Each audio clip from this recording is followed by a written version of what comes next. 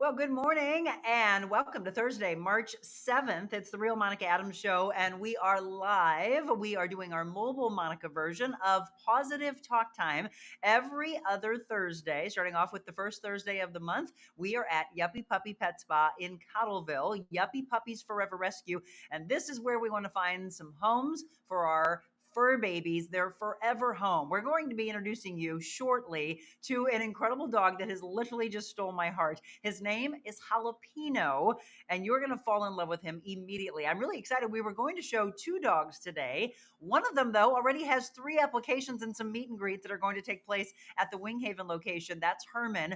Herman, I'm praying and hoping that you get your forever home. Now we've got to adopt out Jalopeno. We showed you Theo over the last couple of weeks, Mama Blue, and I was looking on Yuppy Puppy's social media pages. Looks like one of Mama Blue's puppies was still available. So again, somebody asked yesterday, where can they see all of the dogs that are up for adoption? We'll be asking Jessica Cooke all of that information. So Jessica Cooke, the beautiful soul that exists in this world that has a heart of gold, she opened Yuppy Puppy Pet Spa a long time ago. We're going to talk about her mission.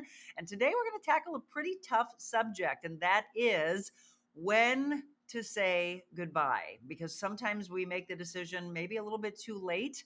I know it was very difficult for me and Jim to do, and I'll tell that story about the 3 dogs that we had to make the decision for in 9-month period. Anybody that's ever gone through that, my heart goes out to you because it's a very difficult decision. But when is the time to make that decision? That's what we're going to talk about today, and some really incredible, interesting facts that Jessica has for us. She's been talking to veterinarians and vet techs, and some interesting findings that she has as people go to make that decision. It's also about the soul searching that you do, right, for yourself. But a lot of times, do we keep the animal around a little bit longer than we should simply because it's for us? We'll talk about all that today. I want to give you what the weather, do some news you can use, and do some sports as well. Let's start off with the weather. So right now it's dry. So if you're heading out for the morning commute, you're going to work or you're going to take the kids to school or just run some errands, it's dry, which is great news. However, as we get into the midday and into the afternoon, there will be rain moving in. So here's what you need: the umbrella for the next 3 days. Trust me on this. Don't run out of the house without it,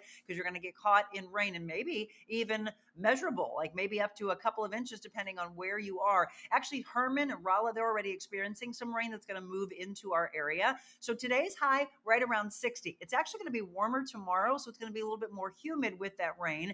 It will stick around. Our high tomorrow right around 67. On Saturday, it's going to be cooler. The rain continues, though, a high of only 50, but then it moves out. Don't forget to set the alarm. You're going to lose an hour of sleep as we spring forward. It's almost like right on cue. As we spring forward, we hit the button to say, end the rain, give us the warmer weather, because we're talking about 70s next week. Sunshine and 70s. There is a slight chance of rain on Wednesday, but you can't be upset with what you're going to see on Monday and Tuesday with the beautiful 70-degree weather, right as spring almost gets underway. March 20th is usually spring. That's my nephew Eric's birthday. Mine's March 19th. Tomorrow is my mother's birthday, and I'm actually going to be at Mom's house coming to you live as we do a little Friendship Friday tomorrow with Dot Fleshman and Dot Fleshman Realty, as she gets ready to talk about the spring market, the housing market. How's it looking? We'll talk with her tomorrow. Today, though, we're going to talk about the dog. So that's the weather. Again, tomorrow, Beckett Moore will join us with our What the Weather segment,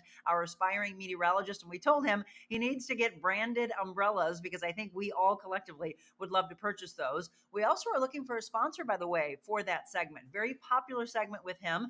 And maybe we get a chance to have him on more than a couple of times a week. So looking for a weather sponsor for the What the Weather with Beckett Moore. I would love to have that. Good morning to all of you that are coming on. Diane and Marilyn, Carrie, Linda, say good morning, everyone at Yuppy Puppy. We'll talk with, again, Jessica in just a second. Julie Purcell, Terry Lanham, good morning to you. My 11-year-old Yorkie is currently a VSS. She's doing better. I'm supposed to get her back today. Well, prayers go out to her. Good morning. It's very hard to say goodbye to a furry family member. Yes, that's why you don't want to miss 1 ounce of this show today. Now, as far as some news, I want to let you know, if you travel 270 westbound, Chain of Rocks Bridge drivers, right around Route 3, just a heads up, right at 10 a.m. today. So after the morning commute, but I know a lot of you travel around making your errand runs, middle of the day, afternoon, into the evening, and until tomorrow morning. So 19 hours, there will be one lane closed, westbound 270 at Route 3. So if you start to see a backup, I'm just giving you a reason why. That's the heads up.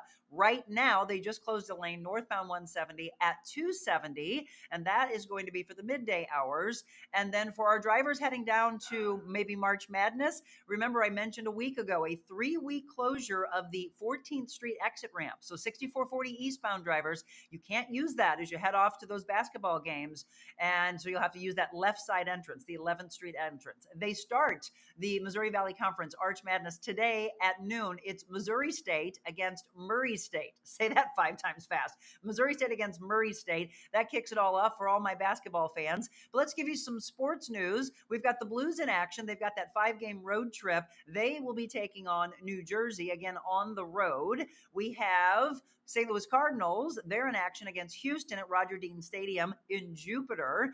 The Blues and the Cardinals, there's your information. Now, as far as St. Louis City SC, they're coming off a big win last weekend. This weekend, they're in Texas, hoping to continue that momentum, and they will be taking on Austin. So there's the sports news you can use. And one final thing, there is a meeting tonight that I think you might want to go to if you normally travel on 255. And here's what they're talking about. A possible 6-month closure that they are considering for rehabbing and resurfacing. It's I-255 from Illinois 15 to Illinois 157. There's going to be a meeting tonight, so you can get all the information on this from 4 until 7 at Worth Parks Middle School. That'd be a pretty big deal. A full closure for 6 months is what they're looking at, rehabbing and resurfacing I-255 from Illinois 15 to Illinois 157. So you might want to be there for that. So that's some news you can use. You've got the weather, you've got sports, and now let's have fun with some of our babies. I know Julie, she adopted Peppy from here. She said, good morning from Peppy and I. So glad that you were able to do an adoption from Yuppy Puppies. Good morning. It's very hard to say goodbye. It is, and we're going to talk about that. Linda says she had 2 dogs and a cat, and all 3 had to say goodbye in less than a year. So you understand the pain. They were our fur babies for over 15 years. I think they all wanted to be together. Oh, that's a beautiful sentiment. Forever. That's why they chose their time so close together. Big hugs from Julie with a Yorkie, and Bill, good morning to you. So we are going to do our positive talk time, and I'm going to say, let's send out all of the positive energy we can for this guy. This is Herman. Herman's got 3 applications and some meet and greets on tap for today at the Wing Haven location. So if you're not familiar, Yuppy Puppies Pet Spa. There are 2 locations in Cottleville and in the O'Fallon, Missouri area. So when it comes time for your dogs to be groomed, when it comes time for maybe doggy daycare, you need boarding, you're going to be going away on vacation, you need pet care. Again, the great thing is there's a doctor affiliated right here next door at the Cottleville location. And then the grooming is just off the chain here. Jessica does an amazing job, and so does everybody else that she has. We want you to remember to support those that support us. So we've got this positive talk time segment that we kicked off for you, and it continues through the end of the year. If you haven't heard about it, well, this is it. That's right. The dogs actually started barking as I came in this morning and said, good morning. We're ready to be showcased. And the one that's really ready to be showcased is Jalopeno. We are going to check in with Jalopeno. We're going to try to get him adopted out today. Jessica's actually in the room right now. Look at, there's Jalopeno right there. We're going to talk with Jessica. We're going to feature Jalopeno. We're going to tell you all about his story.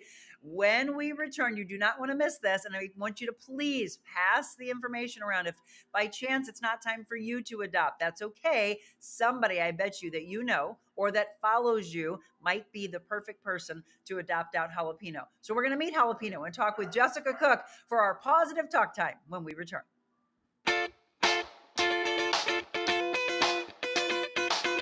Envita Health and Wellness, where you can feel your best both inside and out. Envita isn't your typical med spa. They're a multi-specialty medical spa and wellness center serving St. Louis and its surrounding areas. They have ketamine for mental health and pain, IV therapy, medical weight loss, and aesthetics treatments. As board-certified anesthesia providers, Envita can ensure that their advanced treatments are provided safely with minimal to no pain. So let Envita take care of you. Call 314-394-09 6950 to book an appointment or online invitahealthandwellness.com. We need women to lift women up. Let's do that. Being on Monica's show, it was like one of the best interviews I've ever had. Monica's very real, and she really cares about people. She's changing lives. Changing lives. I think this is just really what people want to see. Giving back so much to the community, and I really appreciate it. Today, Monica was extraordinarily real, not only with me, but with her viewers and her listeners. Made the interview process like talking to a friend. How are you doing? Good to see you. Haven't seen you in a few weeks. Hey! You're close! Monica! Whoa! So go out in this world and be anything you want to be. But before you do that, first, be kind. Well, let's go. Let's adopt some babies out. I mentioned that we are at Yuppy Puppy Pet Spa in the Cottleville area, and we've got some babies to get adopted. We're going to feature one each time that we're out here. And let's see, this is Jalopeno, Jessica Cooke, owner of Yuppy Puppy Pet Spa and Yuppy Puppies Forever Rescue. Oh my gosh, Jalopeno has just stolen all of our hearts. Tell us a little about Jalopeno first, and I'm going to come in and join you. Okay, well, as you can see, he's super affectionate. He is 4 years old, and he was from Chicago. He came to us as a medical case, and we have some before pictures. He just had all the things kind of going on. He had allergies, ear infections, wasn't neutered, had all kinds of rashes, but his most important thing, he was diagnosed with IVD, which is a disc disease. And unfortunately, we see this a lot in Frenchies, Basset Hounds, Dachshunds. So a simple injury, the owner actually knew right away when he had jumped off the couch that something was wrong. And if you have a window of about 72 hours to schedule surgery, otherwise they lose most of their feeling in the back. Doesn't cause him any pain. He sees Dr. Tyler Stallman, chiropractor, on a regular basis and has therapy. And as you can see, there is no stopping him. In or out of his wheelchair, he wants to be in your lap. It's like he thinks this every day. He is just a doll. And so, he's come such a long way, and he is human friendly. He doesn't know a stranger. Kids, men, women. He does want to be the only dog in the house. He is a little reactive to other dogs. We also find that dogs that have an impairment, he's probably, I don't know if he was always that way, but he knows, he doesn't want a dog to jump on his back. I don't think so. They can be a little bit more defensive. So he does just need to go to a single dog. You're gonna. Let's see him zoom. He loves to do zoomies. He's been getting all the attention now. You can't keep up with him. He's so fast. He is very fast. And he loves treats. He's treat motivated. He loves snacks.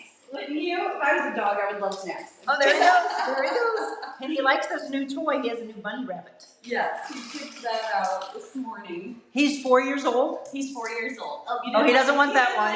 He wants the jerky or the Cheerios. Who named Jalopeno? I did. You did? Because he's spicy? He's not spicy. He's not. He looked like an inflamed pepper when he came. Yeah. So that's kind of how he got his I'm going to name. show some pictures of him in just a second. I just wanted to run in here real quick. So I'm in here with Jalopeno and Jessica. We are featuring different fur babies each time that we're here. He's 4 years old. Here he goes. Zoom, zoom. Go ahead, Jalopeno. Look how fast he is. Yeah, and I'll see. There's no stopping. There he goes. You want to go outside? Oh, I love this. By the way, as we are talking about all the great things that they can do here, they love to have these babies run out and get and enjoy the weather as much as they possibly can. Today, they don't want.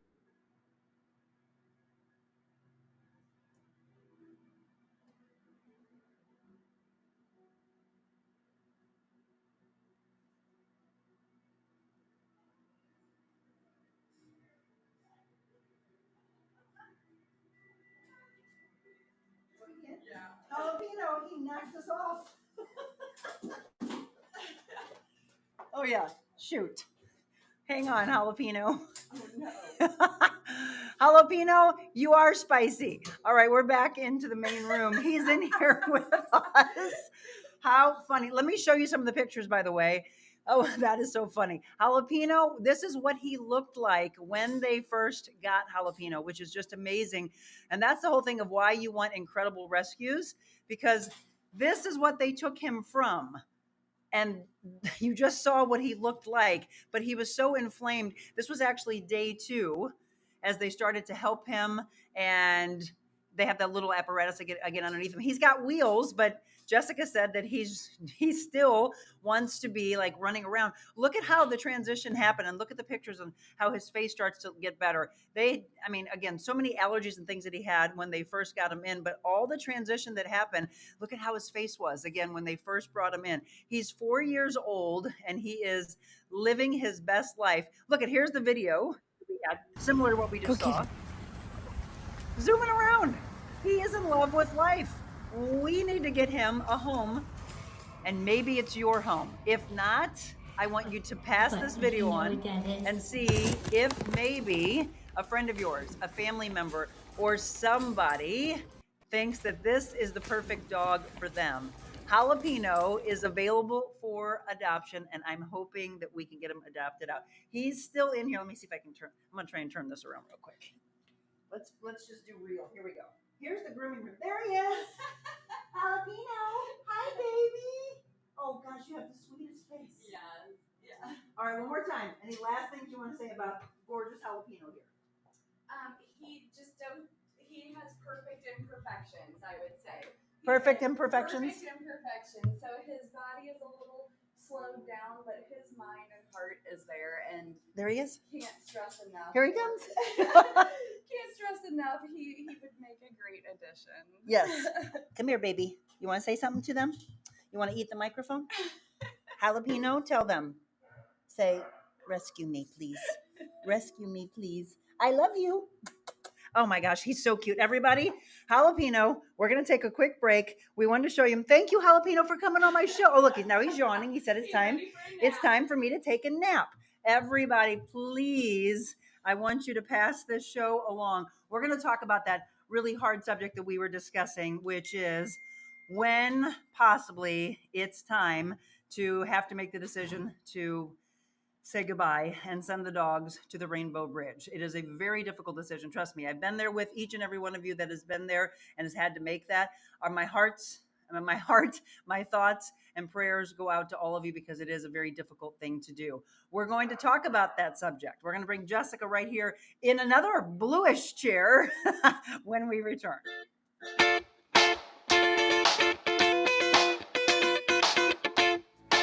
Think about this. When's the last time you called your doctor at 2 o'clock in the morning and he actually answered? Well, at Innovair Health Advocates, their patients are special. Their doctors, nurse practitioners, their care team care deeply about your health, your family, your work, and even your pet. Their clinicians are accessible and they lead your care in and out of the hospital. In fact, Dr. Charles Willie offers his cell phone number to his patients to ensure they can intervene early in your illness. They can provide care above and beyond, offering lab, x-ray, echocardiogram, and other treatments in their office. Innovair Health Advocates with 5 locations on both sides of the river. Check them out, innovairhealth.com.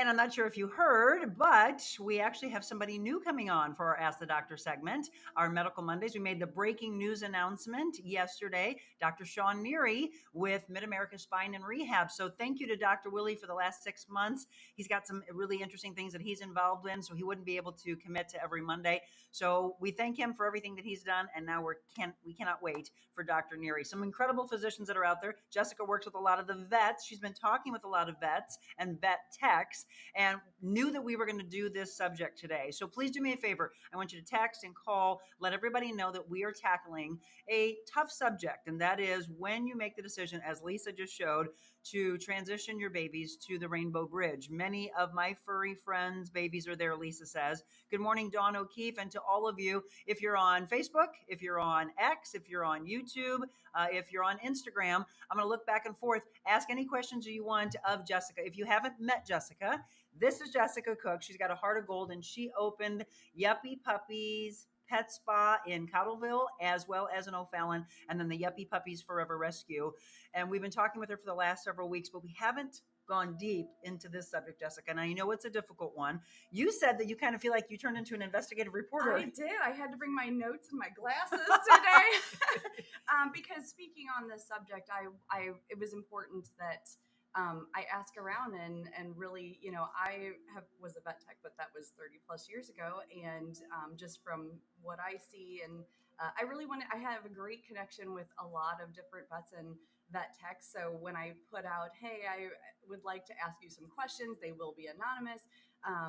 The response was overwhelming. What they wanted me to come on your show and kind of talk about and help pet parents. So it was about 20 different vet techs from all over, emergency clinics, rural areas, city clinics, some that weren't even in the state, and vets. So my findings were fantastic.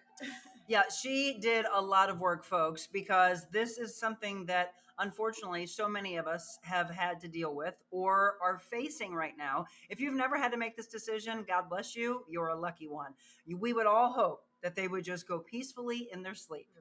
And sometimes it happens, but all too often it doesn't happen. So these are the topics that we have to talk about, right? When we say we want to do very real discussions, it's because we want to prepare you. So let's talk about this first, before all these findings that you've had with the vets and the vet techs. Going through the process and the steps of making the decision, can you explain to everybody what your heart and your soul and your spirit all go through and how you go through that process? So one of the things that stuck out that the vet techs and vets all said, a lot of people need to grasp pets are meant to die before us. They will not outlive us. So it's inevitable. So enjoy the time, have the great moments, kind of prepare yourself for the future. You don't want to think of that with your dog, but accidents happen. They get out the door, they get hit by a car. Plan yourself for an emergency, what you would do in that situation, just like we would plan a living trust, a will, our wishes. What if this happens when people are out of town and there's a pet sitter and the dog's lost or the dog gets hurt?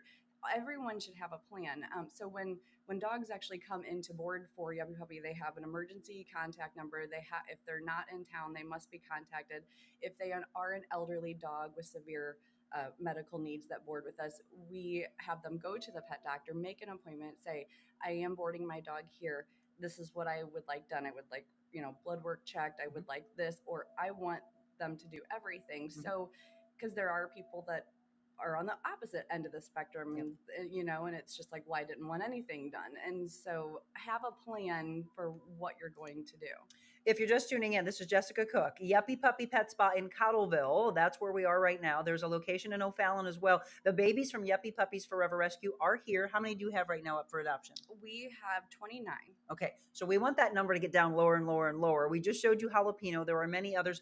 Somebody wanted to know yesterday, where can they see where all the dogs are that are up? The best is petfinder.com because we're able to put like a profile, different photos. They're always on Facebook. We post from the minute they're a new intake to their journey, to their accepting applications, to their happily ever after.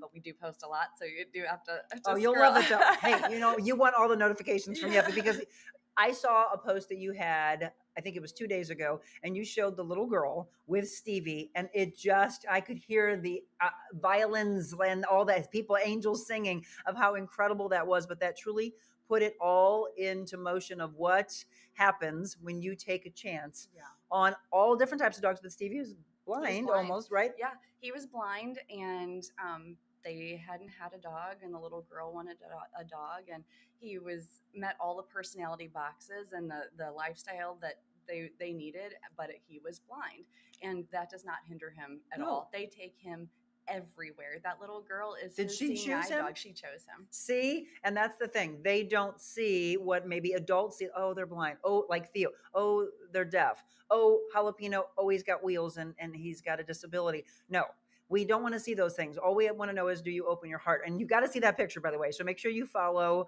on Instagram, on Facebook. They post the most incredible things. Today, again, we're doing Pawsitive Talk Time. I see you all commenting. Let's see. We adopted a 3-legged pit bull mix. Had her for 15 years, passed 2 years ago, and then we adopted a 3-legged pug who is 17, old, but wags his tail and is a happy boy. I mean, you just saw Jalopeno. He was in love with all of us.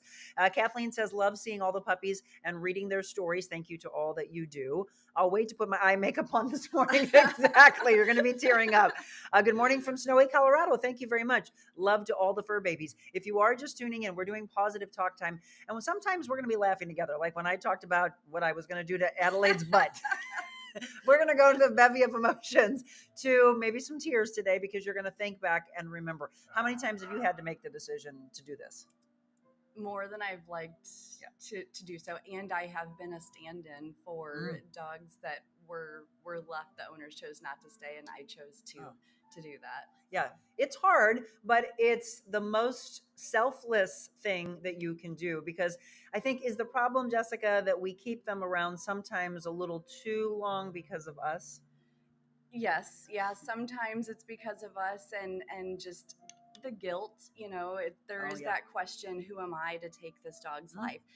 And one of the things that stood out from the vets all answered the exact same. It's the last gift you can give your pet. So to not have them suffer. Letting them go in grace on their terms. One of the responses too was emergency hospitals have the most traumatic euthanasia because pet parents have waited too long. And then it's in the middle of the night. The pet is in distress. The owner's in distress. It's a new place. It's unfamiliar. So making that time and date and setting that appointment ahead of time can make it a much more easy process to go through. And we tackled this subject a handful of months ago with, do you know Dr. Dawnetta Woodruff? She owns Pets at Rest. Yeah. It used to be Lap of Love that she was with, but she opened this up. And so she actually used to come to the home. I used to think, oh my gosh, that's got to be the most difficult thing, because all you're ever going to do is remember that exact spot. It's not the case. It's the warmth of the home, the familiar smells. It made it a little bit easier when we had to make the decision, but now she does this. And I think that's something else that I think we need to bring up. Unless you know, and this is not to, please don't shame yourself, because if you don't know any better until today, now today you're going to get all the information you need on this. But I think back to Cookie that we had when I was growing up as a little girl. We cried so hard. We were in the APA parking lot. We cried and cried and cried. And all we kept thinking was, we're not there with her, because my mom didn't know. We said goodbye there at the counter. And I watched the people working there walk away with her. And I just kept thinking, we can't go back with her. And I don't know if they wouldn't let, I mean, this is a long time ago. I don't know if they wouldn't let you at the time, but we cried in the parking lot. And all I kept thinking was, we're not next to her. Yeah. Right. And touching her and having her smell us on her last breath. Right. And that's not something that you want. Right. No. Ideally, no. That was one of the, so when I surveyed, it was, do any vet staff prefer if pet parents stay? All of them said yes. Yep. Because something. Oh, you just gave me a chill. Something that stood. That was the one question that it was unanimous. It was yes without a doubt. They look for you. Was I'm quoting, and they know you left them. Oh, Cookie, I'm sorry. This is for educational purposes. I'll tell you, like the dogs, it's you live for today. Now you know it's a new day. Yes. So is there anyone that you know that doesn't allow pet parents to come back for it? Because maybe that wasn't the case 30, 40 years ago. Not that I don't that know. They do now. Yeah. Now it has come such a long way. Yes. There's so many vets have comfort rooms. They allow any accommodation, as much time as you need. It's a little different than just the back room these days. Like they know it's a big part of people's lives. Right. I mean, it's no different. If you've got a parent, you have a grandparent, they're in hospice, you want to be there with them and you want to be holding on to them so they feel your energy. They can smell you. Even if they haven't opened their eyes for a while, they still, I mean, we've all been told that they know that you're in the room, which I believe is the same thing with the animals. If you're just tuning in, 729, we're at Yuppy Puppy Pet Spa in Cottleville, and we're with Jessica Cooke, the owner. We're talking about, again, a tough subject, but a subject that if you haven't been through it, but you're maybe facing it shortly, or you know someone that is, maybe you can help them out with this. So be there right now. As I just got to chill, be there with them. What about the kids? Because if the kids are in the home with the animal, I know sometimes people try to, and I don't know if it's a good thing or not. I am not a parent, but there are many people that want to keep their child away from that, but it's a real aspect of life and they're going to ask questions. Yes. My personal opinion, and with my children, they're a part of it, because not only it's a core memory, but we want to, we always do the last three things that the eat all the things, and we make it such a happy end of life time for them, because it's sad, but it's inevitable, and you are doing the right thing for them. So I encourage, my kids are part of it, because I don't want them to have, I never got to say goodbye later in life, or one day Cher was gone.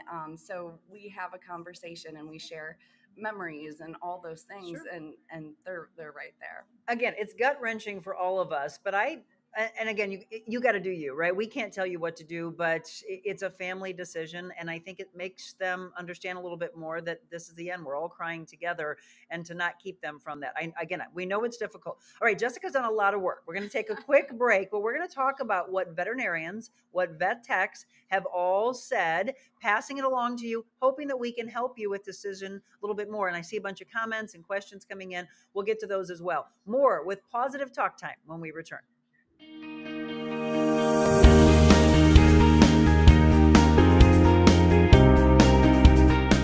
You are truly an incredible human being, and just what you're doing is so inspiring. This was really a cathartic experience for me. So I appreciate you, love you. It's been an honor to not only just be here on set with you, but just to sit in your presence. You inspire everyone around you, from your motivational speaking to your podcast here, to just being the human that you are. It's just such a joy to be able to see you at this point in your career.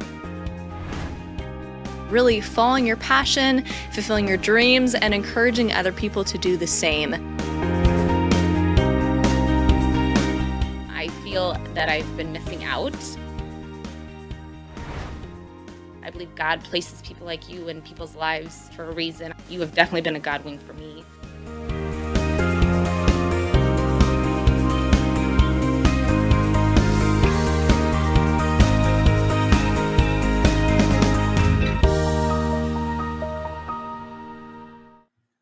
All right, folks, welcome back. It is Pawsitive Talk Time, Yuppy Puppy Pet Spa in Cottleville, talking about a very difficult subject that I know a lot of you have been through. We had to make the decision, Jim and myself, to put down 3 dogs in 9 months, and it just ripped us apart.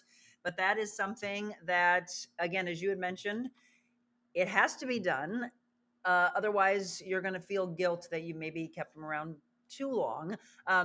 Here's the thing, though. I had people, and I almost felt like shame. I had people that said, "Oh, but she was eating this big steak and she still had an appetite. Why would you make the decision to put her down? Just because they're eating doesn't mean it's not time," right? Can you address that? Yes. So oftentimes I've had dogs that will eat for me till the very end, but the quality of life is not happening. Sometimes those dogs want to please you so much that they still will eat, but they're not able to maybe digest it anymore, or it's harming them, and there's just a disease in them that it just can't. So So we all, and this was another thing that was unanimous. I love this. So because about all the people, so Dr. Alice Villalobos has a quality of life scale that almost all of the veterinarians and vet techs that I talked to said this is the best thing for people to download and assess themselves privately. So Okay. sometimes without, sometimes when we're hearing diagnosis from the vet, you're not absorbing it, or maybe you don't know, you're kind of in denial. Absolutely. So this is it's a scale, and the 5 H's stand for hurt, hunger, hydration, hygiene, and happiness. The 2 N's stand for mobility and more good days than bad days. So that's key. The difference between like palliative care, I would say, is a dog like Jalopeno. Yes. So he's maybe inconvenient to some people. That doesn't mean he should be euthanized. No. He's only 4. Yeah, he needed, his skin taken care of, and he needs regular baths, and he had some ear infections. That's just basic dog care. But palliative care is also, are they diabetic? Do they need some fluids? Is it getting a little bit more amped up where you're going to have to go to the vet regularly? That can all be managed for years. And so that's, again, not hospice. But if they are having like we hear often a lot, well, they're not ready. My dog yesterday was playing, and then for 3 days they're down, they have diarrhea, they're lethargic, but then the next day they're fine. So there's a scale to kind of judge that. Like when those bad days get more than the good days, continuous, it's time. Where can we find this quality of life? It's on the internet. If you type in Dr. Alice Villalobos quality of life scale, it was all over, and she's a renowned doctor, and it came out in 2011, and almost all the vets say that this is something that they give to the pet parents to use. This would be powerful. So Villalobos, it's Villalobos, Dr. Alice Villalobos. Quality of life to the end of life. This would be great for you to read and say, okay, yes, the days are getting worse and they're repeating themselves. Right. Because for us, we watched, Kira, she was blind, becoming emaciated, looking barely able to kind of stand up. And at that point, you're like, all right, we're keeping her around for us. Right. This doesn't make sense anymore. When it came time for Nico, same thing. He was eating the filet mignon at the end, but he was having such a hard time going down that you could see that they were in pain. Right. Yeah. Pain is key. You don't want your dog to suffer. I mean, I'm not talking hip dysplasia, some things that, there's lots of dogs that need to be on, a gabapentin, a Rimadyl, a Cosequin. That's just like grandma taking her joint meds and all of that. And they might need a little help getting up, and they can't do all these things. But when it gets to a point where a dog is physically down, and yes, their muscles start to atrophy, they're not drinking, their gums start to change, their glimmer a little bit. Like in the end, everybody knows their dog the best. Yes. And dogs do age, and they will slow down, and so that's not a time just for euthanasia. Fluffy's old, he's got a gray face, let's go get a puppy. Like, absolutely not. But when that quality of life truly is, they're suffering and you're keeping it around for you, there needs to be a talk. And that was actually one of my questions was, what is the hardest part of euthanasia process from your experience with the pet parents? And they said, when the pet parent when the dog is very ill, it's going to be a grave outcome. The dog's clearly in pain or distress, and the parents refuse euthanasia. They said that breaks their heart, because they know that's probably going to be a trip to the emergency vet, and they're not going to know why. And the vet, after hours might not have their normal vet's records. And so they're trying to do things that maybe were already done or wouldn't make a difference. And it's very traumatic. So having a great relationship with your vet and trusting the process. And if your vet, if you has gone through all the things and they do this and they're having a serious conversation with you that this dog's quality of life, then it's time to kind of dig deep and self-reflect and enjoy the times and do that. The other response that they said, what's the hardest part of the euthanasia project from your experience with pet parents?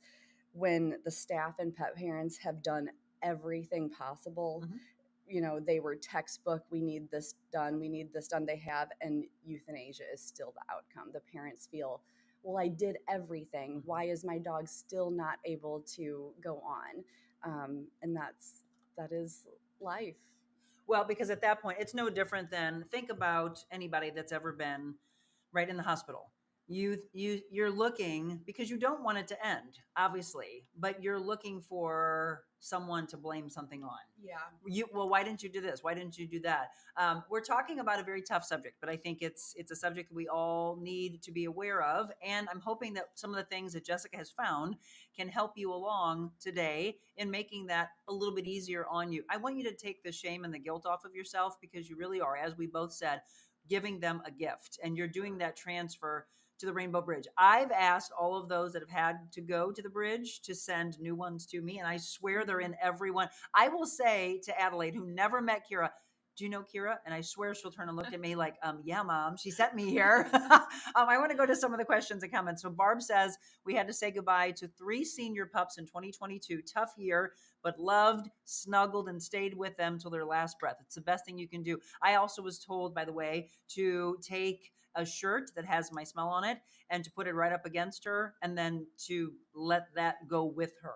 We had a special toy that she had. All these things, just let that be around them. Lisa said, I've always had the vet come to my home. It's been easier for me and my babies. Yes. I've never worked with them, but heard good things. To you. Keep up the good work.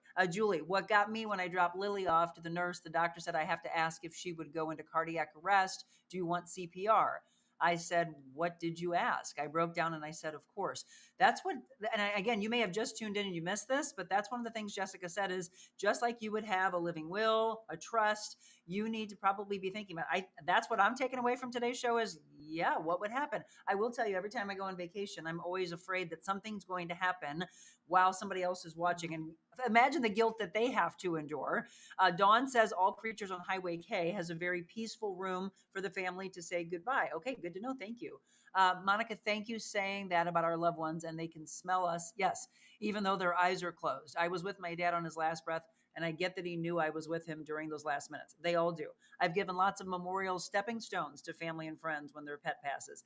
I know, that's the thing. And a lot of places will also do the paw print, which if you come into my home, we've got in our main living room, we've got shelves and there's 3 boxes there. Those are our babies. And then there's their paw prints. It's always the reminder that they played a pivotal role in our lives, right? Absolutely. Yeah. And they should be a part of your story. And I mean, I have so many dogs from my personal and rescue that I have such fond memories and clients, like I said, that have passed away. And that's what, after getting to know them for 20 years. And that's part of why we started the rescue too. It's just, it's a blessing to be part of a pet's life. If you're just tuning in and you didn't see Jalopeno in the beginning, we'll show you him again at the end of the show here in about 15-20 minutes. I want you to also understand something, that if you can open up your heart, you can open up your house to this. If there are dogs that are considered senior dogs or they're considered hospice dogs, I don't care if they only have a week or 2 weeks or a month or months left. Imagine what you give them in their final days, right? Absolutely. And I always go back to the Frenchie hospice case that I adopted, and he lived 5 years. So that goes on and on. Dogs that, because sometimes we don't know their age. They could have bad teeth and dental issues because they were on bad nutrition, but really that dog is 6, and the vet might have said 13. Like there's different things, and sometimes when they're in a home and getting that nutrition and love and all of the things, one of them that I think of is Roy. He was a Shih Tzu, blind Shih Tzu, skin and bones. And a client seen us grooming him here and said, "Oh my gosh, that dog." We're like, he needs a home. She adopted him, and he still comes. That was 2 years ago, and he was, the outcome when we had him, the blood work wasn't good, all those things, and he is fat and spunky and living his best life. So he just needed somebody to take a chance and help him thrive, and they'll surprise you. It is the turnaround that happens when someone thinks. It's all because somebody gave up on them. And that's the amazing things that Jessica and her entire staff, what they do. The rescue component is a very difficult thing. I know a handful of people that are in this. They truly are angels living on earth with the heart of gold that they have. We are going to talk about something else that Jessica has found out. And I said this yesterday when I was forward promoting today's show, talking about a difficult subject, but also when people make the decision, she said, this is interesting, that income level plays an interesting role in the decision process. We're going to talk about that, and we're going to talk about behaviors, and she's going to share a story for you. This is really powerful. I want you to listen to this. It's all coming up for us.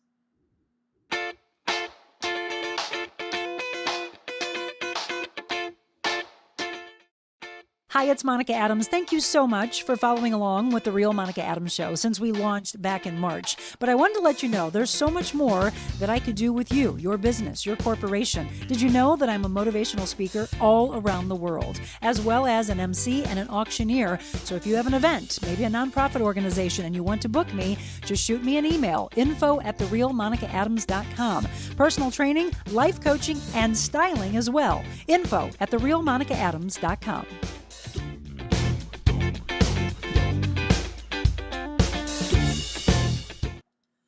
All right, welcome back. We are at Yuppy Puppy Pet Spa in Cottleville. Monica Adams, Jessica Cooke. We're talking about all things doggies. We're going to show you Jalopeno, who is up for adoption, trying to get him adopted out.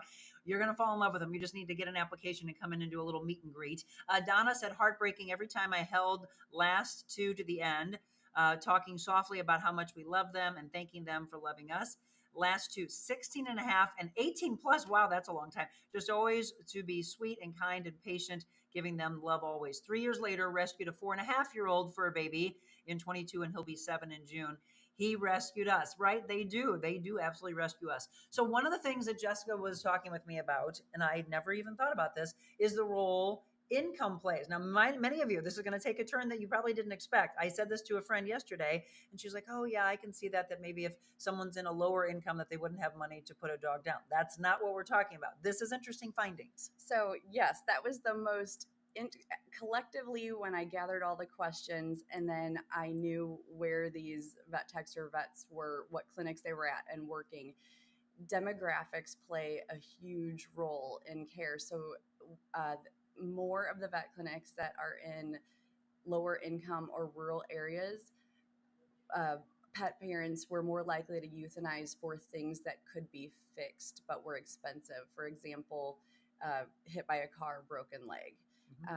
Whether they can't afford it, or it's an inconvenience, that was inconclusive.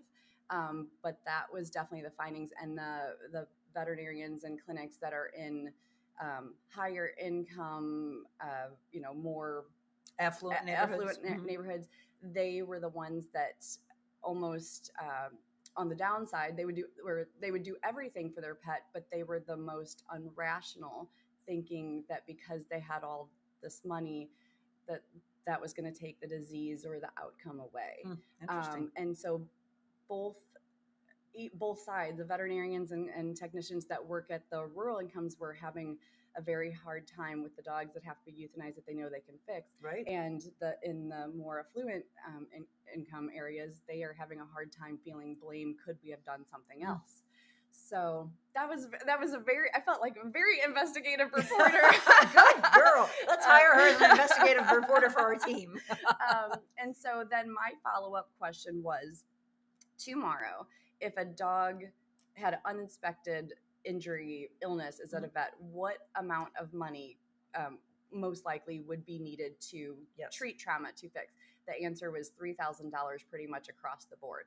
So there are care credit, there are things, but having that plan, if your dog gets into a poisonous plant, into something needs to go to the vet in an emergency,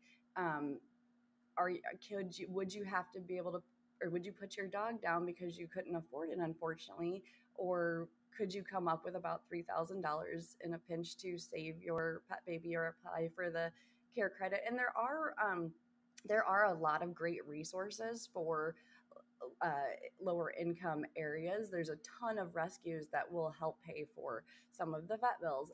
But that was another thing that was very eye-opening. So rescues get the calls for medical cases that were dropped off at the shelters because instead of the pet parents kind of taking responsibility and either, euthanizing or having the funds and responsibility to do that, they will drop them off at shelters. And then rescues have to save and treat these dogs. That's why it's so expensive, because again, there's so many levels. I mean, especially if you have a dog come in, it's got a broken leg, or it's got an illness, or it has cancer or something like that. And the income, depending on what family it is, they're dropping them off, and it's adding to, obviously they're going to take care of them, especially here, right? She's got this heart of, okay, can we take in another rescue? That's why funding is so needed. That's why donations are so needed. Yes. And so I think what a lot of people don't understand about rescue too. So we see the big ones, all the well-known, all these. So small rescue groups get emails and requests for medical cases that maybe they would have to euthanize because they just don't have the care or the resources. Many of them are great, but if they have an influx because they have to take in all the dogs, they rely on small medical groups to take these dogs and provide the care and the extra medical expenses. And a lot of these dogs they're labeled rescue only. So if small rescues don't get them, the public maybe won't see them, or their outcome is grave just because. And so small rescue groups are always saying, we need funding because that most of the dogs are medical cases. Right. Okay. So if they want to donate, what's the best way? We have a Venmo, and then we have on PayPal, or they can come in and see some dogs and make a check right out to the rescue. Or the main vet that we use, because they're in our locations, it makes sense. We have an account at the pet doctor. They can put money directly onto the account, so it goes to the funds, because we're currently saving for a dog who has cancer, second time. Wow. It's more of a pre-active thing. She does have a little bit of cells. She's got a couple lumps, but that surgery to remove her to possibly be cancer-free again is about $3,000. So they need your help, please. So Yuppy Puppy Pet Spa, Cottleville, Yuppy Puppy Pet Spa in O'Fallon. It's the rescue component, again, where you can adopt these babies. 29, you said? I think 29 currently. So we have some coming and some going. So I'm not sure. It's under 30 right now. Which is good, because back when we did the gala, I mean, the number was much higher. So I like when I hear that the number has gone down, that you're helping out. I know some of you that have adopted from Yuppy Puppies. Thank you from the bottom of my heart for watching the show, seeing them. We've been featuring some beautiful dogs. Theo, in case you missed, Theo is still here. Has he had any? How is this possible? I swear. I know. Jim goes, stop. Don't say it. But I mean, if I don't hear that Theo's gotten adopted, I am on a rampage to get him adopted. I've been telling everybody, look at his picture, look at the videos. And Mama's still here. Okay. And then we're going to show you Jalopeno in just a second. Let's see. Somebody said, we have also had to say goodbye to, cats as well. We're not just talking about dogs, but cats. We did not choose cremation, but we did bury them all on our property and have our own little pet cemetery. That's what we all used to do back. I remember Rusty was in our backyard when I was a little girl. I made them all headstones. They have a solar light to see at night. Oh, look at you, Linda. Flowers planted too. We have 2 cats now. Tater's 13 and moving slower every day. Dread the day he joins the others. Yeah, I mean, that's the thing. It is very hard, but there will always be another one that you're not replacing. I want to say that also. You're not replacing them. No. Our cat Louie came down with a rare disease. The vet gave him a slim chance of survival, even with treatment. Louie made the decision for us and passed away that morning. I guess you can tell we are kitty lovers. We are never without one. Yeah, I don't want you to think that, because you don't have adopted cats here, right, but people do bring their cats. Yes. Yeah. We groom cats and we board cats, yes, but we just don't have the setup for rescue cats. I feel like they need more more room to run if they're going to be a guest while they stay with us. So, Yes. so no kitties.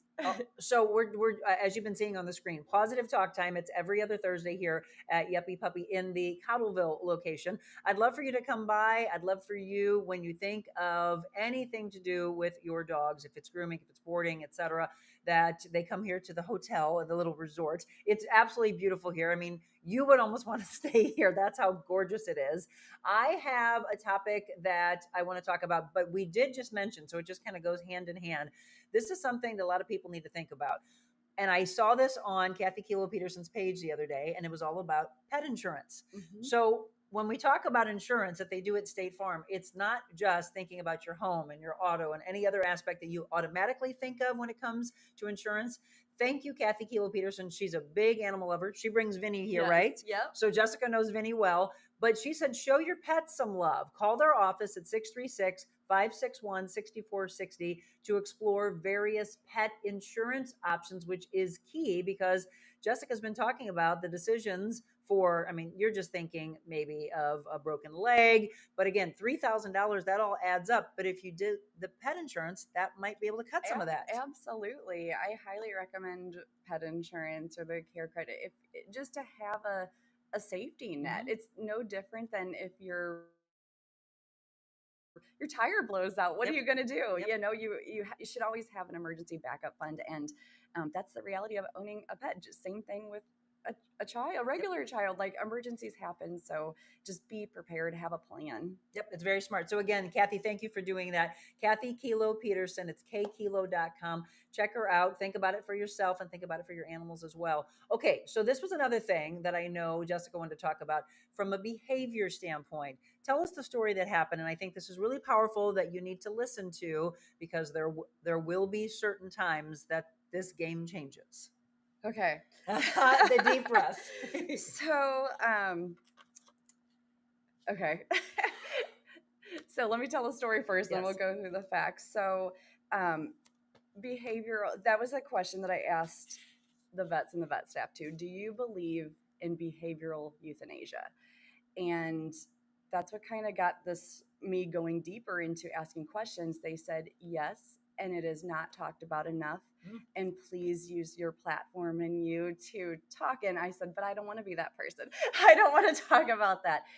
But it has to be talked about because there is so many, it's how you raise them. It's all dogs can be fixed and saved. And yes, and no.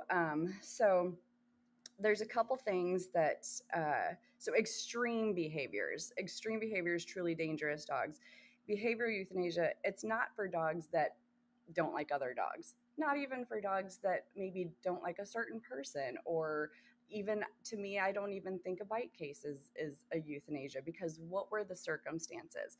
What were the environmental involved? How was that puppy raised or dog raised? What have they gone through? There is so many things that as a rescue, as humans, that there should be an assessment period. And we have dogs that are very, very particular. That does not cause them for behavior euthanasia. I don't know if everyone sees Frank the Tank. He's a he's a Frenchie that I'm like, we're just going to get him a nameplate because he's going to live here forever. Because there are dogs that take lots of time to warm up. And, like I said, very particular. There's all the bad behaviors, there's usually a reason behind it, and that should be sought out by professional trainers for different environments. Sure. What's going to make that dog tick? Sometimes it is a long process. I personally adopted the very first Yuppy Puppies Forever rescue dog that came in 2019. She was a pit bull that was at 2 shelters and then was up with us for a year. She loved everybody. She was human friendly, but she would be dangerous with other dogs, like potentially, grave danger to them. And like, how was she acting? First, very, very leash reactive, very barrier reactive, just high prey drive. And, but my heart, I think, because she was my first official one, I was like, I want to make this work. So it took 6 months to a year of her coming in, and I would first training. The dog has to be able to be comfortable with you handling it. Training hands down, does your dog listen to you? Does it make eye contact with you? Can you stop that dog on a dime? How, and through reward and treats and fun and love, creating that relationship with her. So once we have that, and we do that with all rescues, once we have that basis, then you can begin to try them with other dogs. And it was one dog. I had 4 other dogs at the time, another dog, another dog, another dog. She just needed so many of those positive experiences, and me being her advocate. She's the best dog ever. Now when I bring home litters of puppies, she's like the mom to them. See? And so, and don't give up. Don't give up. So, when we're talking about this sensitive subject, I wanted to stress. I love that. Dogs should never be euthanized for space. Like, our dogs have a space here with us forever. And the medical needs, like if they're in quality of life. But yes, so there's a study. So 3 years now, for the last 3 years, they've been really finding out that it's not the dog breed, it's how the dog is bred. But they are finding out that that's not always true either. So when people say, oh, well, I bought from a breeder because this mom, and this dad and this golden retriever. So some of those pure bloodlines are being just kind of repeated and recessive. So the once sweet, sweet, sweet dogs might throw a screw loose kind of dog or some different behaviors. Same with, cattle dogs that are bred for herding. One might be a lazy bones and has no want to do that. So, and there are dogs have, like, I compare this to maybe a family that has had 4 kids. They all had the same home life. They all were raised the same. And one does something unthinkable. Maybe they had murdered somebody. Maybe they're a drug addict. They have mental illness. Their environment, their genes, everything were the same, but something is not the same. And so they are trying to, there's a lot of research going on because they're trying to figure out if there's a test that they can do to see what's going on. I see your note here, and I think this is really key to say, because we all have said this before. People have always labeled, stereotyped certain breeds. And pit bulls get a very bad rap, and you've seen some sweetheart pit bulls. They're just big goofballs. I have never had a pit bull workman's comp claim. I have never had. Did you hear this? In 21 years, I should always knock on something. Okay, I'm just going to run through the list. How many of you have done this? Pit bulls, oh, they scare me. Right? Rottweilers, oh, they scare me. Doberman pinschers, oh, they scare me. But you have to, hold on, you've got something written here that I think is key. She said, we need to stop saying it's all about how you raise them. Genetics have a lot to do in this.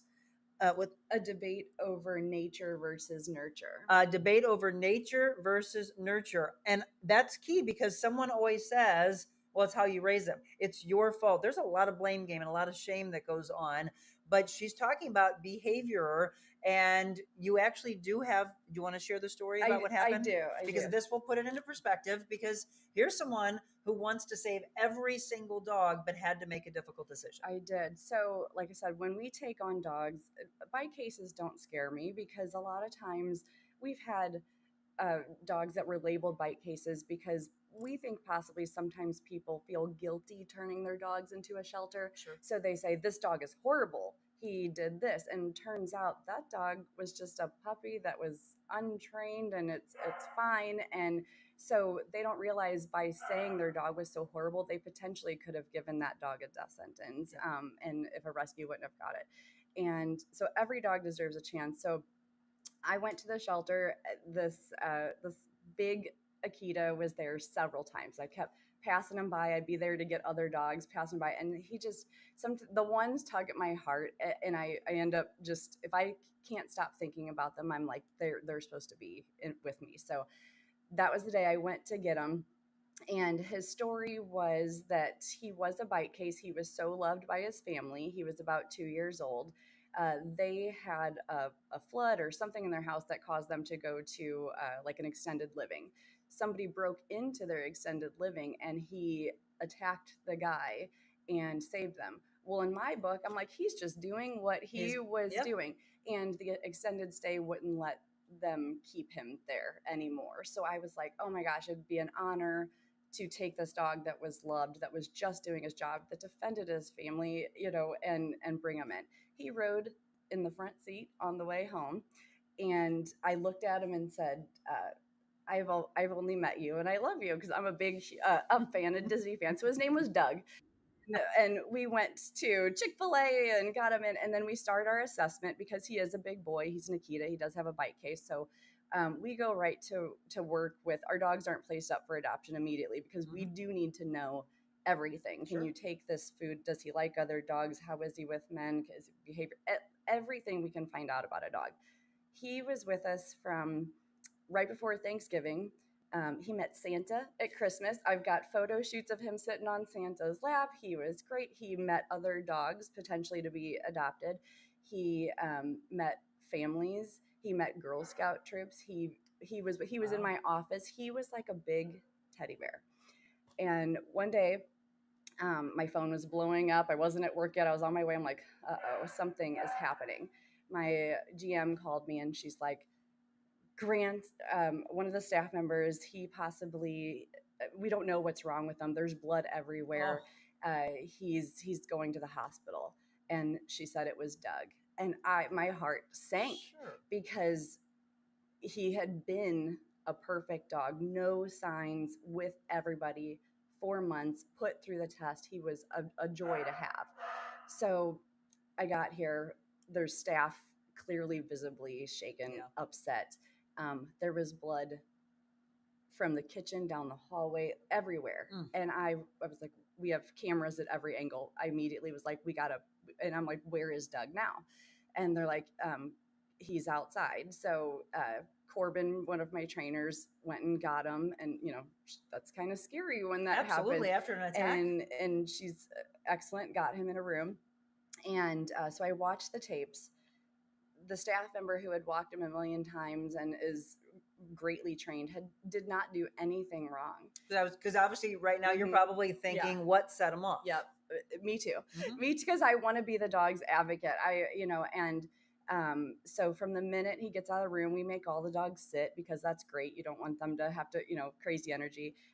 So sit out. There was no feeding time. There was no toy time. There was no dog. There was nothing out of the ordinary than any other time that he had walked him. And got him on a leash. For some reason, to us, it was very unprovoked. There was nothing. He was just walking. And he began to kind of bite his leg, and not just a bite. I'm talking trying to rip it off, rip his leg off. So the staff member fell. He was trying to get out of the door, and his stomach was getting ripped up. His arms was getting ripped up. He was jumping and trying to bite the back of his head, the face. And my thought was, if he fell, he wouldn't be here. He would not be here. He was fighting for his life, trying to get down the hallway. So that's what all the blood was. He was smart enough, thank God, that he opened up the door and he pushed Doug out. And when I seen what happened after that, I was shocked. Doug was trying to get through the glass like a bear back at him. So it was such an attack. And the whole time I'm watching this, I'm like, what am I going to do? What are we going to do? As a rescuer, as any rescue, we have a responsibility. I could not, in good conscience, place that dog with anyone knowing that he could potentially harm somebody if he was out here. And it wasn't a dog that we had just got, that, rehabilitation, all these things. We have sought out outside trainers if needed, if we're stuck on something. And there's usually, but there are loose cannons. And it is not talked about because you want to see in the news, they euthanize this dog. And again, it should never be done for space. It should never be done for this dog just doesn't like XYZ. But if they are a danger and can potentially kill someone, that dog needs to have a gift to be put down respectfully and not in pain and around somebody who loves them. And so I went and got Doug out. I still wasn't afraid of him even after I seen that. And maybe it was naive, but this was a dog that I too had been. So we got ice cream. We had a great day. I took him to the vet, and and the vet, she knew. So instead of going in the comfort room, she brought us in the back and kind of leash tethered him to the wall. And she said, in our opinion, when dogs that are potentially have like a loose cannon, or they're, maybe genetically wrong with them, it's going to be bad when you euthanize them. And I'm like, whatever. And they said, because it's like a bad drunk, their inhibitions that they've been holding back that whole time, when he's relaxed, it's all going to come out. And if so I'm crying on him, and I'm like, who am I to do this? I'm so sorry. I failed you. You didn't. But so he at that time, my inhibitions were down, and he would have bit my face. And I told my husband, I was like, oh my God, I let my guard down. But anyways, it's something that rescuers do not want to do that. But I think we have, oh my gosh. Come here, you come here. Everybody, look, this is why we're doing this show. As she just said, you never would have seen this kind of stuff on the news. This stuff has to be talked about. And she's letting go of the emotions of what happened at that time, thinking, who am I? As you just said, who am I to do that? But look, you saved lives. He had something in him. And I bet you, he thanks you, because he doesn't want to do that. You know that animals do not really want to do the bad things that people talk about. They just talk about, oh, that's a bad animal. They stereotype them. Everybody's giving you big hugs right now, right? So don't feel guilty. I hope you don't carry any guilt for what you did. You saved future lives. And for him, he probably was ridden with guilt. Yeah, I did. You gotta dig deep, but I do think that he was crossed my path, so I could be with him, and so I could love him, and it wasn't a traumatic, you're a bad dog, this is what's happening. But that is the ugly truth of rescue. Like they're, it should be far and few, and our rescue. Well, look, it definitely is, because I don't know if I could go through this all the time. Well, I was just going to say, Jessica, you've been involved in rescue for how many years? Oh gosh, well, so Yuppy Puppy's Forever has been around since 2019, but I was doing it on my own before you launched yours. Yeah. Have you had to do that before? Yes. How many times? Yeah, fortunately, I mean, I would say they've all been extreme cases. So what happens too is this is horrible. So when the other truth is why we take so long to find that perfect match, because we don't want to fail the dog. When we do find a dog, for instance, Tater. So Tater, he was this bulldog that he came in. Everybody thought he was adorable that would come look at him. He has a wild side, and he will push you.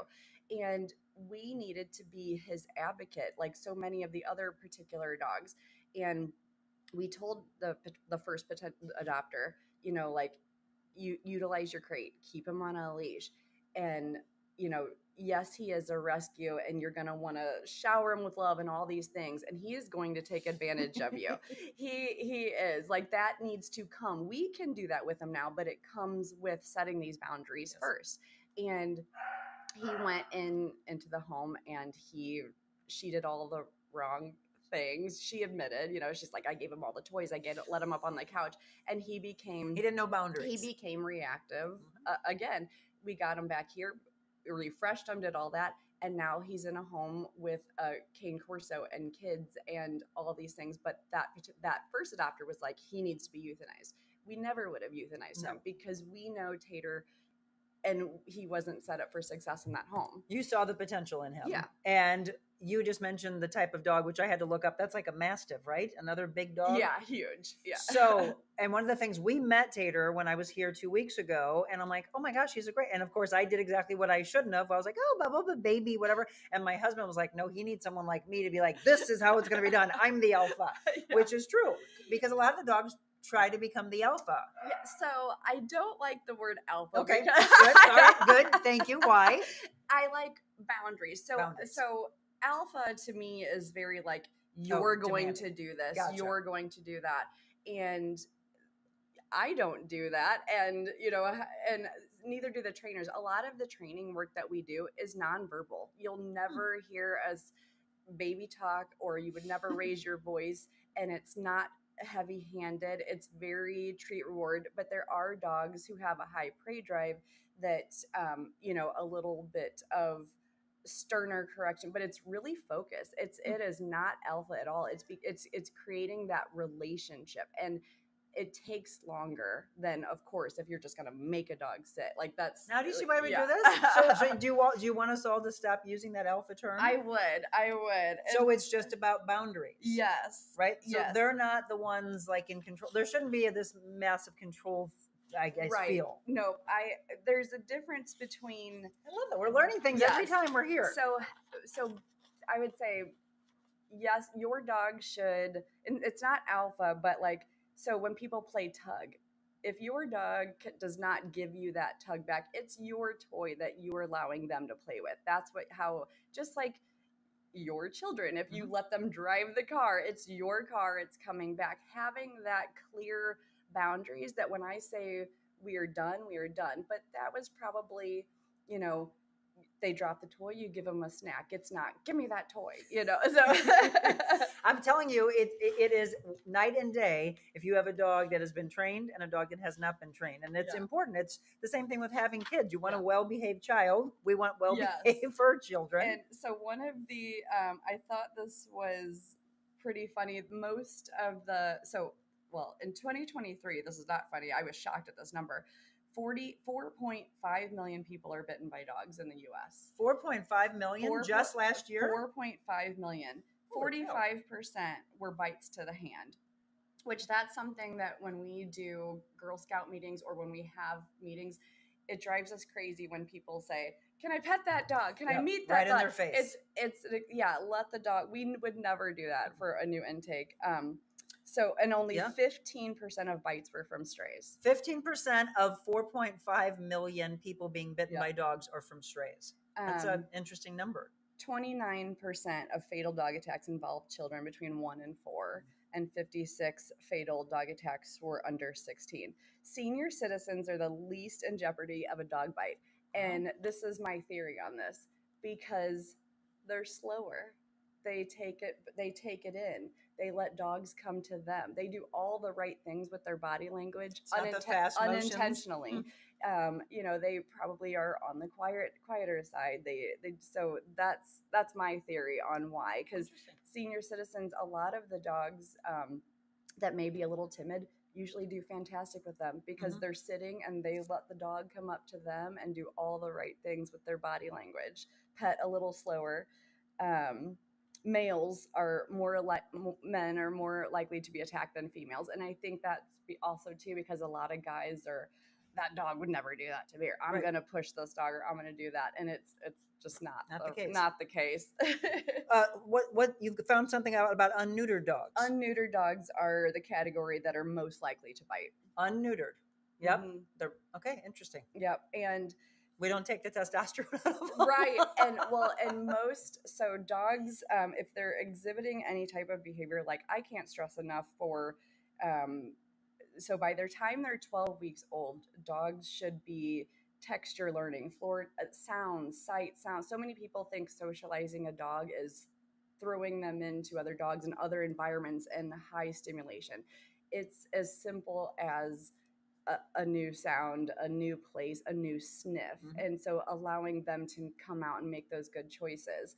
Most of the dogs, by the time they're between 1 and 3, that's when full hormones set in, and it's the most time that they are moldable. So, if you see a puppy and now it's 1 and, oh, my dog's doing this and it's aggressively barking and it's doing all those things, you as a pet owner have the responsibility. If you are unable to, there's nothing wrong with seeking professional training and getting some guidance. And if you don't have the time to do the classes, check out a boarding facility and let that carry over. So you're setting dogs up for potentially they're not adults that are in shelter that now are unmanageable.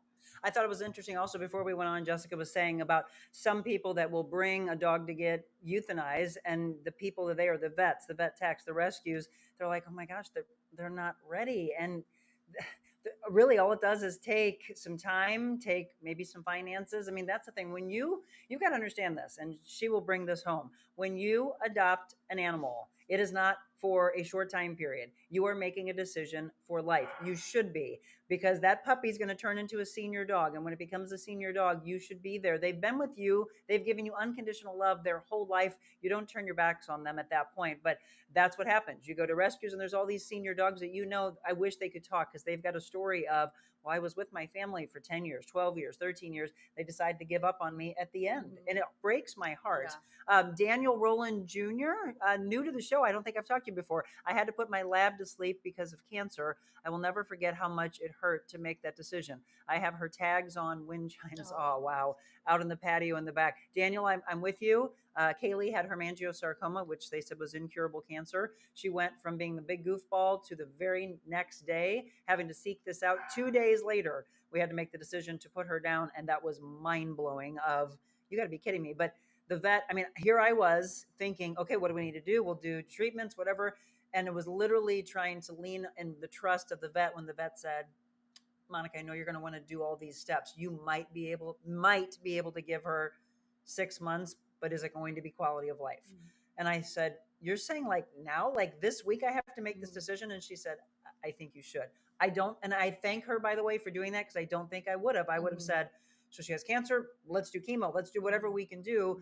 But she was the one. And again, you have to lean in on their expertise to say, you're telling me this isn't going to get better. Again, and you had a lot of notes of the decisions. It is not a quick decision to make. It's not. And in the end, it's, you know your dog best. And, I just think that when it's, the quality of life is not there anymore, the decision needs to be made. But I'm all for, I'm one of the crazy pet parents too, that I'll do anything. I'll drive anywhere to get treatment for my dogs and try things out of the box. But once it becomes, and that I'm doing it for me versus the dog, then it's time. So I want to make sure that you are all heard. Thank you, by the way, for your authenticity, for being raw, for showing the tears, for letting that out. I tried. I was like, I psyched myself up all this morning. I was like, I'm not going to do it. I'm not going to do it. But I'm together. No, not at all. Because see, don't we want more of this? This is what we need in life, and these type of shows to have the topics out there that haven't been discussed. All of this real talk, and that's what we do. Positive, real talk for you every other Thursday. If you're new to the show, we'll be back here in a couple of weeks. We're going to show the dog that's up for adoption, but let me make sure that all of you have been heard. I'm going to scroll back because we've got a lot of comments that have been coming in. We saw that one. Did we answer? I think we answered Linda's. Okay, so Lisa says, I thought after Precious and Pumpkin went to Rainbow Bridge, I thought I'd never get another dog. That's the thing a lot of people go through. Lena is my love now. Minnie Aussie, I rehomed her from a breeder. And Lucy and Desi's sister kitties are my 4th and 5th cat in my lifetime. I love animal energy. You'll know when it's time, by the way, because that's the other thing. People can't tell you, okay, well, you had to put a dog down, so get another one. You might have to wait weeks, months, years. You'll know, though. My brother used to ask me, I don't understand how you can keep doing it. And I said, because there's so many to love. Yeah. And you're not replacing. I can't stress it. You're not replacing. You're never replacing. And, we will have people come in here for meet and greets, and they just want to look, and they start to open up and share their stories. And we tell them, you will know. Like, don't force yourself into, well, the house is quiet, I need another dog. Then it's time. You're preparing for it, but don't just jump in. Right. Make sure you're ready. Yeah, it can't be a rash decision at all. Barb said 5 Acres Animal Shelter in St. Charles has a wonderful kitty cottage rescue. Love that. Pet insurance, very worth it. It has saved us over $3,000 the last year with Jack's pancreatitis and GERD bout. See, yeah, we were talking about that importance as well. So I mentioned this before, and Michelle put it up there. Do we need the Real Monica Adams doggy attire? Because we've got, yeah, she said, because we've got jackets and shirts, we've got coffee mugs, we've got journals. And I said to her the other day, we need some positive talk. See? Yeah. Yes. All right, we're gonna get on that. Diane said, I have moved 2 of my little doggies from my last house where they were buried.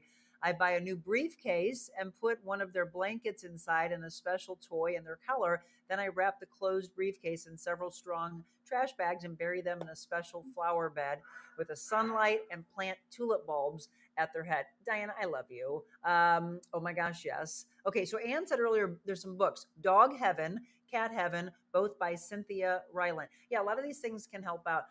I will tell you, if you have to go through the process, do not immediately go and watch a dog movie, and don't let anybody tell you to watch that Marley and Me.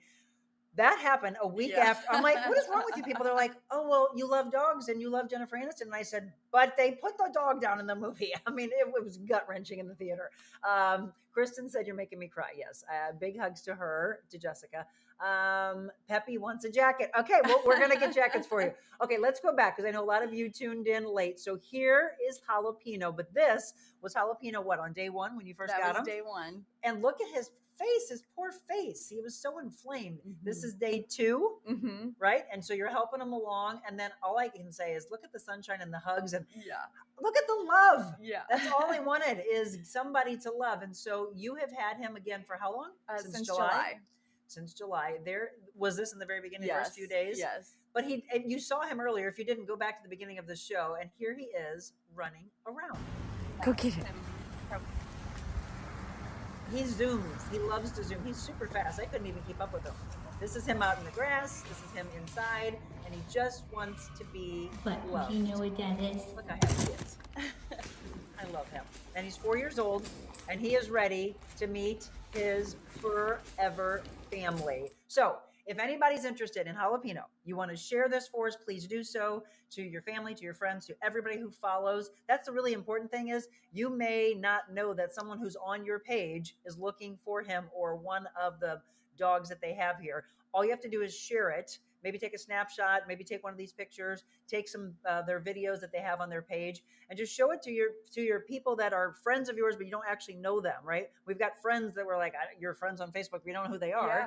And then just share, and that's how we get them adopted. Yeah, one of my favorite things was I think we have a whole street now that they've all adopted from our rescue because the neighbor was like, oh, I love this dog. Where'd you get it? Yuppy Puppies Forever. And then so it's like a whole street in a subdivision right around here. And they have like a rescue play day. I'm like, I love it. Just from word of mouth. Dedicate. Well, and I have been telling everybody, I said, when it's time, and you'll know when it's time, don't go anywhere else than here because everybody's been saying they look at the photos or the videos that you post and they're like, oh my gosh, I had no idea. And again, that's the thing. People, I don't know what your mindset is about rescues, but people think of a certain type of dog, I think, are in rescues. And she's like, there's all walks of life. Every age, every breed.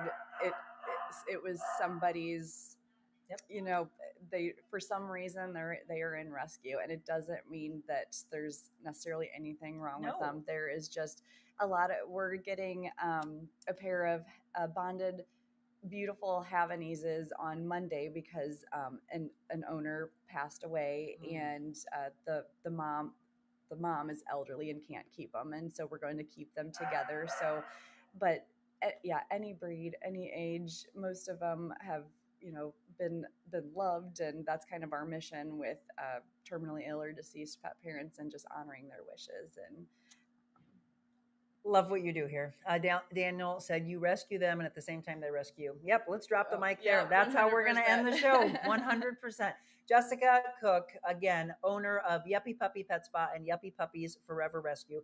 Please do us a favor. Look at their pages, Instagram, Facebook, etc. Pet Finder to see the dogs that are available right now. Jalopeno is on the list. Theo is on the list. Mama Blue is on the list. And there are others as well. We want to get them all adopted so they can continue to do the work that they do here. They need donations. They need your help with that as well. So please always remember them for all those levels. And then it's just the fun stuff. We're sitting in the groomer room, and I'm sure you got to get busy and get onto the grooming. So we're going to wrap things up. Thank you to all of you for your dedication. We've had a ton of people. We still have 52 people live right now. Anyway, for all of you that are on, just remember that we're here for you Monday through Friday, 7 a.m. And this particular segment is every other Thursday. So we'll be back here in a couple of weeks. The doggies are excited. They're saying, adopt us. And to all of you, again, we can't thank you enough for sharing your kindness and sharing the kindness to her, giving her the hugs today for a difficult subject. But this is what we'll do for you. We'll make sure that we address the hard subjects that nobody else is talking about. And then we'll make you laugh and we'll make you cry, but we bring it back home for some positivity. Carrie, my daughter, adopted a puggy from Yuppy Puppy. He had been returned a few times. Tyson is thriving with her and is so special. Yep. I love it. Thank you so much for doing the critical, awesome work you're doing, Lisa. Says that to you. And yes, we love her. So now, if you've just met her for the first time, and I know a ton of you I just met at the retreat this past weekend that are watching the show now, this is a segment that I know you're going to fall in love with. Thank you, my friend. Thank you for having me. We will be back here in just a couple of weeks. And to all of you, I say it all the time, remember, show kindness to every human being. And especially on these days, remember your babies, because they give you unconditional love. Throw it right back at them. Be kind to all pets and humans. God bless you.